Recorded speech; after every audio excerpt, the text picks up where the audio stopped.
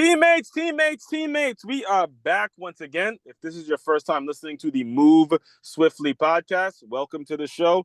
To my regular listeners, you can say it before it even comes out of my mouth. ABC, always be connecting. I'm telling you, shout out to my guy Taj, man, who is, I'll tell you, is probably responsible for at least, not lying, Kim, he's probably responsible for at least 75% of the people that have been a guest on this show because of his efforts. And again, I have a member of the Thrive After Sports Collaborative, which is a new community in which he started. That you guys, again, if you're not in it, you're missing out. I'm interviewing my fifth guest just from that group alone, and again, it's bound to bring the fire just like the other ones did because Kim Brady is a two-time author. And the transition that she's made, the things that she works with, the pride that she has in herself is something that truly, truly is amazing. Not just in herself, but also in her business. And that sort of carries over. So with all that, Kim Brady, welcome to the Move Swiftly podcast. Thank you so much for having me, Aswand. I really appreciate it. And special shout out to Taj. He is definitely a connector and he's helped me in a multitude of ways as well. So awesome to be connected to you. Right. So you're the author of two books. One is a co-author book called Forever Athlete, correct? Correct. And then the other one is Get Stuck In. This is your newest one, right? And correct. As a former soccer player, you're talking to someone who recently just paid for therapy. Like I just started seeing a therapist this year, and my athletic background and my the new world in therapy is something that I'm still kind of exploring. So I think the best way to start off the conversation, because you as a former player and you majored and you studied therapy, I think the best thing is to just give a little bit of background about how you were able to do that and transition and kind of bring those two worlds together, not only for me, but for the listeners as well. Sure. So, my background, when I first came up playing soccer, there were no options to play professionally. And the women I competed with and against, many of them were on the women's national team. And that was not my level. I was not good enough to be on the women's national team. So to be a collegiate athlete at Cal is like a very elite thing to do. And then you're competing against Foudy at Stanford. You're going to UNC and playing against Christine Lilly and Mia Hamm. You're going against these players who are the legends who brought women's soccer to the not to the forefront fully because there were players before them, but they were the ones that made it known. They were the ones that really, when the Women's World Cup first started, that was the core group of people that I was competing against and competing with. And so I knew from the beginning that my collegiate career was basically the pinnacle or the summit of where I was headed. And I think that's something that a lot of players and athletes really need to recognize, that there's only 5% of the population that actually makes it to collegiate sports. So to make it to professional sports is, again, the elite of the elite. So for me, I knew that my pinnacle was at this cap, right? So I knew from that beginning that I needed to have a plan B, which is something that I think a lot of athletes should be thinking about now, is what do I do after I end my career? Your career could end because of an injury. Your career could end because you get cut. You could choose to leave. You could choose to exit, etc. So for me, I always knew I needed a plan B. I had always been interested in studying psychology. So I studied psychology and I minored in African American studies at Cal. Excuse me, I'm a little bit under the weather. I apologize to your listeners. But I knew that I wanted to study something different than what I grew up in. I'm from Southern California, born and raised about 30 minutes away from Disneyland, to give people a little perspective of where I'm from. And then going to Berkeley and living there, I came out as an open lesbian when I was 17. And I wanted to just live my life fully who I was. And I also wanted to learn about things different from me. So my minor, being African American studies, was just a culmination of wanting to learn different experiences for people. And also when you do study psychology, if you want to become a therapist or you want to become a psychologist, you have to continue your studies. So I knew that after I graduated from Cal, that I was most likely needing to go to graduate school if I wanted to become a therapist. I thought I wanted to be a psychologist, which is a PhD level. And then when I went and did my master's degree in Michigan at Western Michigan in Kalamazoo, I opted to not pursue the PhD. I was about a year away from PhD. So I did an extended master's program after I immediately graduated from Cal, ended my career, and it continued on in school in another state. And so I became a family therapist at the young age of 21. You're allowed to actually be an intern and do some things in Michigan a little bit differently with the population that you're going to work with, under tutelage, of course, and under other therapists. And then when I got my master's degree, I was 25 years old and also became a registered social worker for the state of Michigan. I specialized in working with kids who were abused and neglected. So really hardcore cases, not couch therapist. So something about me was I never wanted to be in an office. And I think that's something that a lot of athletes need to identify. Like, what work environment do you enjoy? Right. I did not want to be in an office. I played soccer. I was outside all the time. Right. And when I was a therapist, I was in schools. I was driving to juvenile homes. I was driving to behavioral units. I was working with police officers. I was constantly outside working with others. And it was a natural transition for me to go into therapy because I always had wanted to, and I always liked working with kids. And I also got my soccer coaching licenses at that time, and I began coaching soccer at that time. So I worked with kids for a very long time. And so there was this kind of parallel of giving back to the game that raised me by helping coach kids, and then also working with other kids and giving them opportunities that they weren't always given because the circumstances they were in as a therapist. So that's the therapy background for me. Yes, and I what I really want, and I love that you brought this up.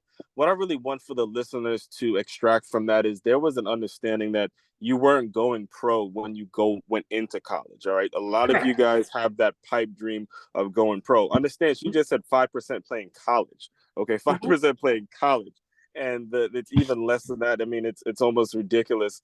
I like to say 1% get to the pros, but I really do think it's less than 1% at this point. So it becomes that much more important for you to know what exactly you're going to do if it all ended today. Because I'm sorry to tell you this, it can end today. I hope it doesn't, but it can. All right, and you gotta be prepared for what's next. And the thing I do want to talk to you about as well is, as you're getting these certifications, at some point you were able to build a business, and not only build a business, but also sell that business. I'm really, really curious, Kevin, how you were able to make that transition, because there's so many folks that get into business, and the sales portion of the business is where they fall completely on their face. I mean, they'll get the logo right, they'll get the website right, they'll get the clothes, they'll get everything ready to go, but it's time to go sell it. They don't do shit. I can go on a tangent about the people who decide, okay, I'm going to do all these things. But when it comes to actually selling and going out, knocking on doors, making phone calls, all those things, they just decide to just not do that part of it. But you were able to kind of capture that piece of it. So can you kind of go in on that a little bit? Absolutely. So there's a little bit of, there's a space in between me being a therapist and me being a business owner. And that space between, and this is something that I always tell any student athlete, I don't care what level athlete you are. If you could not play your game tomorrow or your sport tomorrow, are you at the right college, at the right school for you to get your degree or to pursue your dreams? And when I chose to go to Berkeley, I'll say it again. When I chose to go to Berkeley, I was offered more money to play at another college closer to home, where my mom wanted me to go to school. She loved the coach. I love the coach. He's a wonderful person. I'm still friends with him. And he was offering me more money. When I went on my recruiting trip, it just didn't feel right. There's something that was missing. Yes, it would be more money. Yes, it'd be closer to home. I didn't really want to be closer to home, but that was what my mom wanted. When I went to Berkeley, it was like, oh my God, I feel like I'm wearing my favorite pair of jeans. I never wanted to take them off. It felt right. And my whole question to myself, and I think this also comes from the fact that professional sport was not an option for me back then. So my option was, where would I rather get my degree from? Where would I rather go to school? If I couldn't compete, if they beat me out, if I wasn't good enough, if I lost my scholarship, if I got injured, whatever, where would I rather get my degree from? Cal, hands down, was where I wanted to go to school. And so many student athletes get dangled carrots and they get, we're going to promise you all this, we're going to promise you all that. I don't care about promises. I care about where we feel comfortable, where we feel loved, and where we feel valued. If you don't feel any of those things when you go on your recruiting trip and someone's not just schmoozing you and telling you how good you are to get on their roster, but you walk around campus and you go around the community, and do you feel welcome? Do you feel that you could make that place your home? And if you couldn't compete, would you still like to be there? That needs to be part of the decision-making process if you can't play. And so that was a big piece of mine. So I want to share that with your audience, because I know you're really focused on what's this option? How do you go from one place to another? So absolutely. And that does, I mean, it does relate to where people go in business. You know, the dangling of the carrots, all those things, those are habits that you never really break if you're not conscious of it. Somebody puts a business deal, someone puts a salary in front of you that sounds like a lot of money as a 21-year-old kid. These same things. So the fact that you brought that up, I think that's important as well. Well, and the other piece to this is a lot of corporations chase after all of us as college athletes. We're intelligent, we're disciplined. We've grinded for 10,000 hours on how to do the soft skills, quote unquote, soft skills that aren't soft, which is being a teammate, which is showing up and doing the work even when you don't want to. It's that discipline, it's that ambition, it's that risk taking, it's that competitiveness, it's all these qualities that we have that make us successful in our sports, but they want us as a commodity in corporations. You're a number. Okay. So I don't follow that very well. I've always been kind of like a big FU to that. So, you know, I want to like the people I work with. I want to care about the people I work with, and I want to impact people that I work with. So those are core values of mine, right? So when I was a therapist, I was a therapist for 7 years. And as I mentioned, some of the work that I did was very, very intense. And there were experiences that I had that were extremely traumatic to witness and be a part of. One of them was I saved the life of a child who was 16 who had attempted suicide. And she survived that, and I was able to help her with that. But that experience was extremely traumatic to me. And ultimately, I basically said to my boss, I said, I can't do this anymore. It's taking too much of a toll on me. And we don't earn much money when you're a therapist. You don't earn a lot of money. And, you know, social workers don't earn a lot of money. We physically are beaten up, like we're attacked. We're attacked all the time. We're jumped on by kids. There's adults that have, you know, attempted to hold me hostage. There's lots of things that I had witnessed as a therapist that you don't learn in school. These are experiences you don't learn in school. You learn by doing. And I am a person who likes to learn by doing. But ultimately, when you're making $25,000 a year and being threatened by people, it's not fun anymore. So when I was 29, I left the field that I studied for 7.5 years. It's another reason why I didn't become a PhD, because I was like, I don't want to be in the field anymore. Why am I going to get a PhD? And then my family was like, well, what are you going to do? And I'm like, I have no idea, but I have a people degree. I have 2 of them. And I need to learn how to make money, and I need to learn how to do sales, because you can make money in sales, and sales is a people degree. So people can learn about technology, where technology is surpassing us. Okay. We can't even keep up. But if you can keep up with building relationships and keep up with saying, okay, I can learn a skill set, but people degrees, peopling, the athlete part of us as people, are things that you can't even bottle up and sell. They're powerful tools that we have. So I was like, I don't know. Went to Colorado, threw a dart at a map. I was like, I can't afford to go back to Southern California. I'm going to go to Colorado. And they're like, what are you going to do? I'm like, I have no idea. So I started looking, and I got a job as a server. I've been a bartender. I was a soccer coach again. I worked at a gym as a personal trainer. I got hired within 2 weeks of moving to Colorado. I passed the test to be a personal trainer, because I had enough skills from being an athlete my whole life that I understood anatomy and I understood all these things, and I became a personal trainer. It's actually amazing, because, you know, one of my favorite authors is a guy named Malcolm Gladwell. Uh-huh. and yeah, Outliers, The Tipping Point. Outliers. Yeah, by far my favorite book is Outliers, right?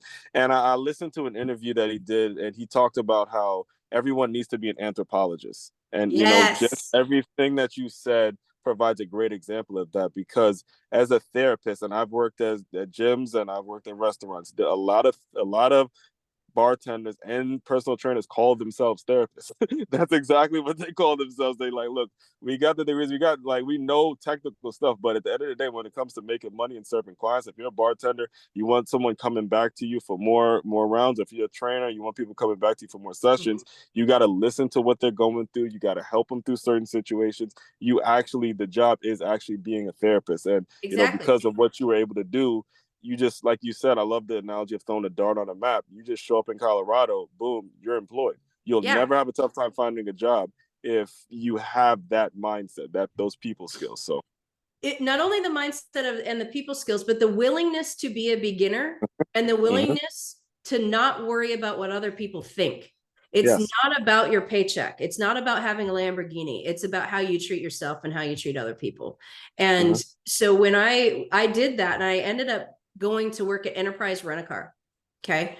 And this is a really Another powerful one. piece of this, because Enterprise Rent-A-Car seeks out college athletes. Yeah, you actually beat me too. That's exactly where I was going with it. Yep. They seek out college athletes, and they have a fantastic training program to learn how to sell. So Yes. I went in being a beginner, being older. Most of them are college students. I was almost 30. Okay. And I ended up, I did the pathway. I was one of the fastest management trainees to go through their program. And instead of staying in the rental side, I ended up moving over to car sales. So I was one of the first women to sell cars for Enterprise Rent-A-Car in Colorado. And story short, Yep, I ended up leaving that.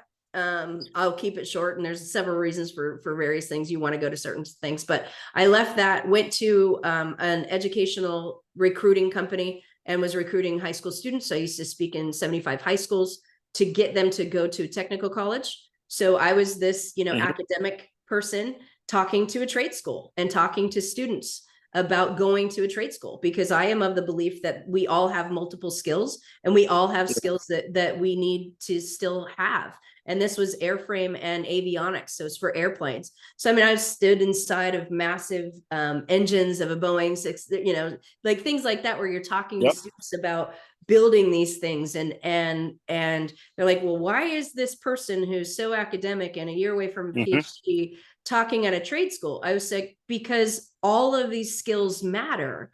And if a student is pursuing something, or a person is pursuing something they enjoy, it doesn't matter whether it's in a book or if it's doing some technical skill. We need someone to fix our HVAC. We need someone to build houses and bridges and roads and all these things. So I am just this person who believes in other people exploring something new. So I went from car sales to then educational recruiter. And then I ended up leaving that and going to work at Paychex, which is a payroll company, a national payroll company that rivals ADP.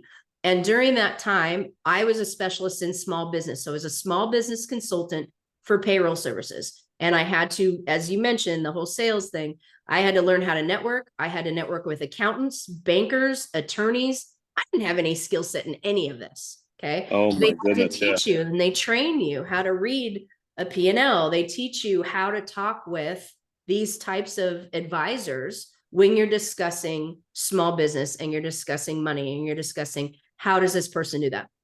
And I got burned out in that path that I was on because of the boss that I had.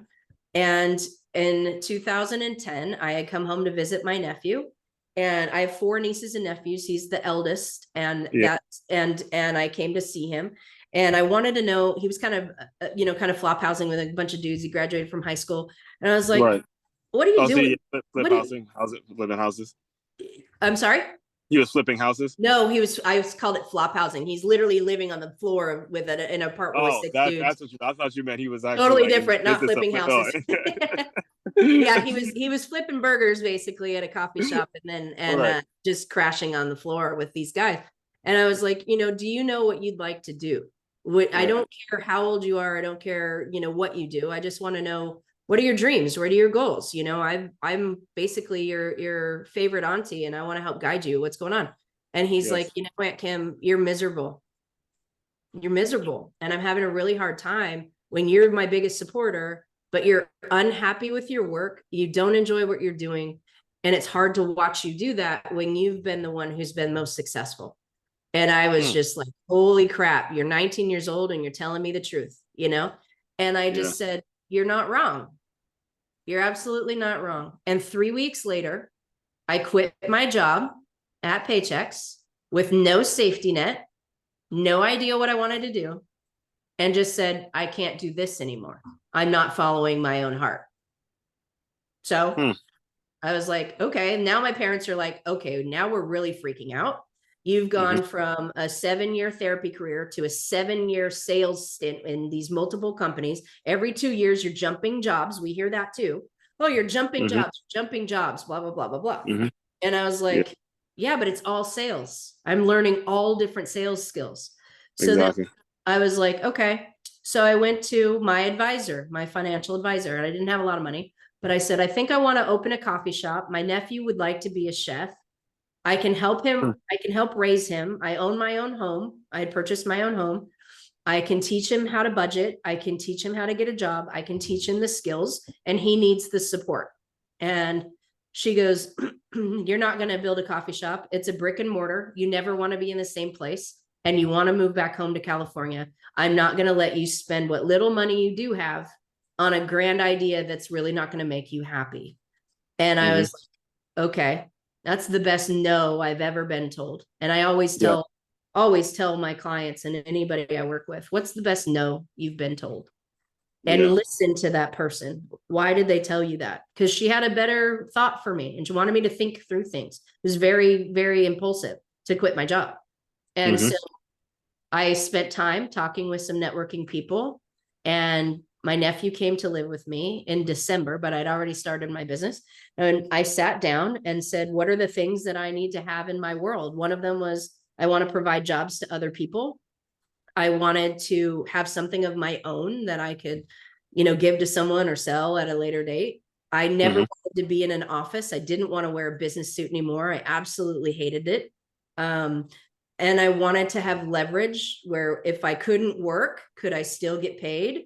How do you do that? You have your money work harder than you. So I invest in my employees. My employees would help bring in more income. You can have your money work in different ways with investments or flipping houses, like you mentioned, real estate, things like that. So having your money work harder than you was a big deal for me. And so I came up with the concept of building my own housekeeping company because it was very low overhead. I could do it myself. I didn't have to be in the same place at once. I didn't have to wear a business suit, and I could set my own hours, and I could ultimately hire employees. And the goal was to come back home. And that was all made. All of those decisions were made in 3 weeks. From the day I quit my job to starting my cleaning company was literally 3 weeks.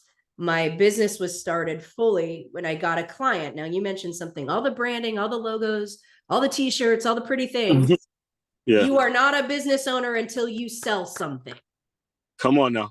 When you sell and exchange something for something else is when you become a business owner, because that means you're providing a product or a service to another person who's purchased it from you. That is it. Business. It's a relationship. Business is people. It's not products, and it's not anything else other than solving a problem for another person. And so if you understand sales and you understand human condition, like you're on a podcast and you're building your business and you want to know how to do something, it's not just sharing with others. It's, I want to buy something from Aswand because he's talented in what he's doing. I need him to come speak to my stuff, and I'm going to pay him to come speak, etc. That's a business owner. Until you have exchanged money, you are not a business owner. So instead of worrying about it being pretty, I didn't worry about it being pretty. I bought a bucket at Target, got some supplies, put out a name and put my name in the LLC and the IRS and got a bank account. And I am now in business. And I started telling people, can I clean your house? Can I clean your house? And they're like, oh my God, you're cleaning houses? I'm like, yeah, I'm your most educated toilet bowl cleaner you're ever going to find. How can I help you? And I started selling and cleaning houses. And then at a year and a half, I hired my first 2 employees. And then I was able to move back home to California. in 2017, and I ran my business absentee with my employees in Denver. And then I sold it in 2020. And I wrote my book about the whole process of how I did that 10-year stint. And Taj is actually one of the people who kicked me in the butt to write my story, because he said, your story is crazy and you need to relate to people. People want to know how the heck you did that. So I built a company, scaled it, and sold it, and I've never taken a business class ever. I mean, there's a couple. First of all, there's a couple shout outs we have to give because I don't want it to just get brushed over. I personally have a nephew myself who's going to be 12 in a couple months in November, and that story Yay, about what your November nephew babies. told you, what he told you, really touched my heart. So shout out to the nephew who really gave you that look. You're just miserable. All right. Second shout out, that financial advice. All right, listen, when people come to you, okay, I get you got to get paid and all that, but if you really want to be valuable and you really want people to speak of you as you are, like the person, you got to be willing to tell folks no, because you know their heart, and do more than just take their money. What that financial advisor did for Kim is absolutely amazing. She said no. What was it, a she or he? Yeah, she It was a basically said, he. no, I'm not She letting you said use no. your money that Exactly. way. Mm-hmm. And that's powerful stuff. Mm-hmm. She said no, and look at what happened. She said, "Look, it's not going to be something I'm going to let you do because we know you." All right. So, when it came to the fact that you were willing to clean these toilets and then be willing to say, look, I'm the most educated toilet bowl cleaner, that's a humbling feeling. That's a humbling thing for anybody to do. And everyone's not willing to do these things. So these are the things I'm trying to get you guys to understand as listeners. This is what being in business is all about. This is what being all about it. This is what being an entrepreneur, going from the ground up. Everyone wants to throw the word entrepreneur on social media as if you're a real one. If you're not willing to go out and do these things, again, you will not make it. This is very, very valuable information that she's giving you now. And I want to be very respectful of your time, Kim, because I know you, because I can't actually talk to you for hours upon hours on this. Can you just please tell people, what's next, what's coming on the pipeline? We know you sold your cleaning company. Just talk to people about how they can work with you. And, I know that it's Absolutely. coaching, KB coaching, feel free to plug away. Okay, cool. Yeah. KimBradyBusinessCoaching.com is my website, and I have 3 different paths to work with me. So someone could be brand new and never sold anything and go, I have some money to invest. How do I start my business in 90 days like you did? And I teach people, I have a sprint to startup accelerator program for 90 days. If someone invests their time, effort, and energy to work with me every single week, I can get that business up and running from start to first beta test on trying to sell your product or service. The other is transition coaching. You're like, okay, I need some help. I don't know what the heck I'm going to do, kind of exploration. It's not therapy. I'm not licensed to do therapy, but I do help people with transition coaching. And we can discuss a payment plan that might work well for some people, which is a little bit less expensive than the business side. If someone is in business or wanting to really catapult their business a little bit more, they could be a consultant. They could be like, I have a flower shop in Denver that I'm working with that's scaling their company. They have 2 locations. So I love working with people who are small business owners who really want to impact their community in a positive way and want support along the way. I hired coaches. It's the one piece I didn't tell you in my story. I hired 4 coaches in 10 years to help me at different stages of my business. One was to get started, one was to hire employees, one was to scale my business, and one was to sell it. Then, with my business coaching practice over the past 2 years, I've hired 4 coaches. I have invested over $100,000 into my own learning and my own education. Our education doesn't stop when we stop going to school. It's just getting started. So investing in coaches who are at a place where you want to be is what I did. So I never ask people to do something I've been unwilling to do.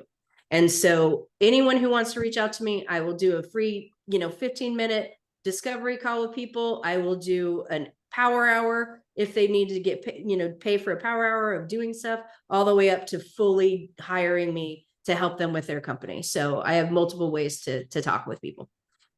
Absolutely, and I will. I mean, well, first of all, again, I'm trying my best to wrap, but I'm telling you, we could talk for hours and hours. But this is another point that you just made that I gotta re-emphasize and bring to the listeners. $100,000 in coaching, folks.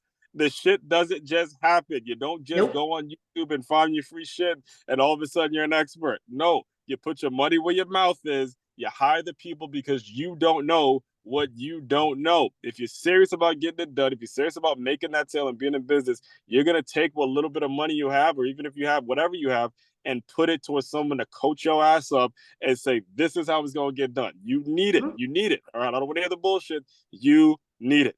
All right. I don't know Very any athlete sorry. or any business owner who has not invested time, money, effort, and energy into someone else as a mentor or a coach. Coaching never stops. The best of the best have coaches.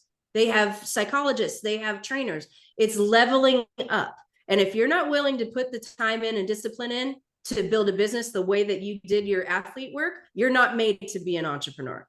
Entrepreneurship is exactly like being an elite athlete. You get up and you do the work every day and you do the discipline every day, even when you don't feel like it, even the crap you don't want to do. It's not about looking pretty. It's about the exit that you want to make. How do you want to live your life? What legacy do you want to live? And you still have a heck of a lot more chapters to go after you're done with being an athlete. You can still be something even more. You just have to take the opportunity to look at it. I had no idea I was going to be a business owner. I thought I was going to be a therapist. Right? Yeah. It's funny because I'm currently reading Eric Thomas's book You Owe You, and he broke down the numbers. He broke down the numbers. He would ask professional athletes, "What age do you want to pass away?" Someone would say 80, 90, or whatever. It's like, okay, if you stop playing at 30, that's still 60 years of your life. Like if Yeah, you want, if you have a start plan. Have a 50 years, plan that you don't have to know what you want to do for the rest of your life, but you yeah, have to have a plan of what else excites me. What else do yeah, I want to learn? What else is there? Life is big. Life is scary. Life is hard, right? When you talked about the therapy piece that you're going to therapy, I go to yeah, therapy. I never ask people to do something I'm unwilling to do. And that's the walking the talk piece. Taj says this all the time. He goes, you are one of the only business coaches I know who has started, scaled, and sold your own company with your own money. I didn't have any investors. I didn't have anybody, doing anything for me. I'm not married. I don't have a spouse or partner. My mommy and daddy don't pay for anything. I did it all by myself. So if I can be one of the 17% of entrepreneurs start and sell their own company, but yes, only less than 10% of people who start a business make it to 5 years. So not only did I hit the elite category as an athlete, I fit the elite category as an entrepreneur, and I didn't even know it until Taj told me. right, and yeah, That's why he was like, write a book, dude. yeah, that is no, you're right, because that's how sometimes you're so busy grinding. A lot of these numbers you don't know until it gets told back to you. Hence the Yeah. reason to hire a coach, to join networking groups, to just do things that are going to make it so you see. Because a lot of times, and this is another thing that a lot of entrepreneurs struggle with, including myself, is we get so pinned down on doing the work. Half the time when you look up, you're like, holy shit, like you need people to tell you exactly what's going on. Like by the time I looked up and I realized that this is the #1 show on innovative teamwork, I didn't even know until a person I introduced you to with Dre. He was Yeah. the one that suggested, hey, put something about innovative teamwork in the title. And then before I know it, just like that, it became the #1 show. I was like, oh man, I didn't know these things. And this is someone I paid with my own money Sure. to learn these things. I mean, Sure. to me, there's no other way around it. There's a lot of excuses people could make. And again, if you want to make your excuses, again, this isn't the show for you. I tell you on every episode, it comes out every day. If you're in the excuse making business, I'll see you later. You can get the fuck out.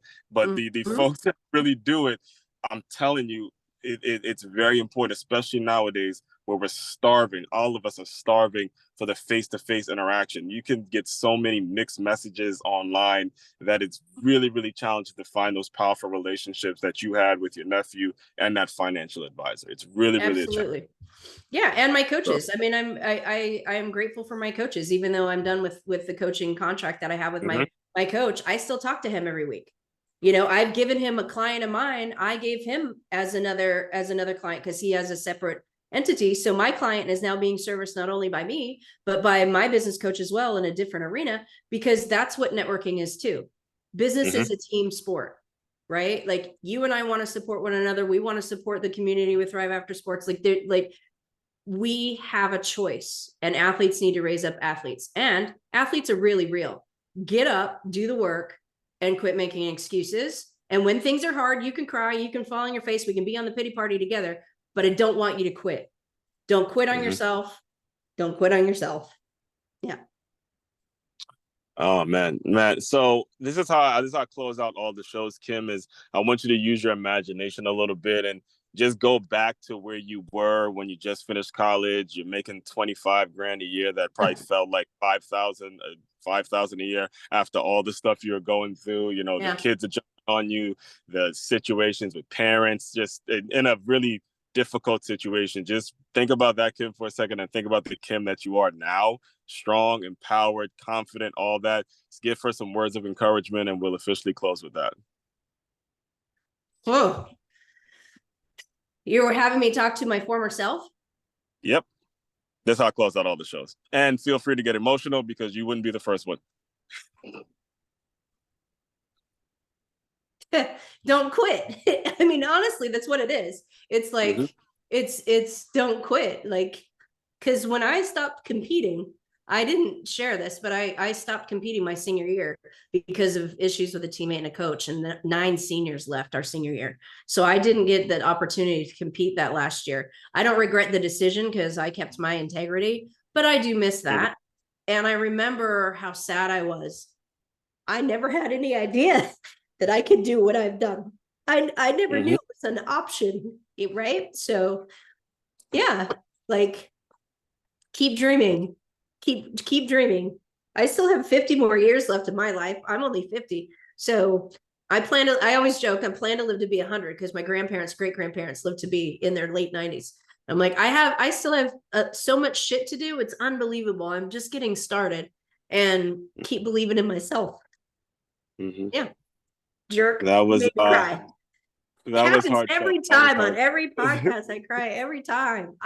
That was heartfelt. And anyone who's listening, I promise is going to come to know you, Kim, in a different light. They're going to come to know your heart. They're going to come to know your soul. They're going to come to know that shit doesn't just happen. And when I started this show, speaking of Taj, he was the first guest on the show when COVID happened, and it's been going strong for 4 years. And we've had some amazing people. All of you guys, love all of you guys. And again, we have Kim.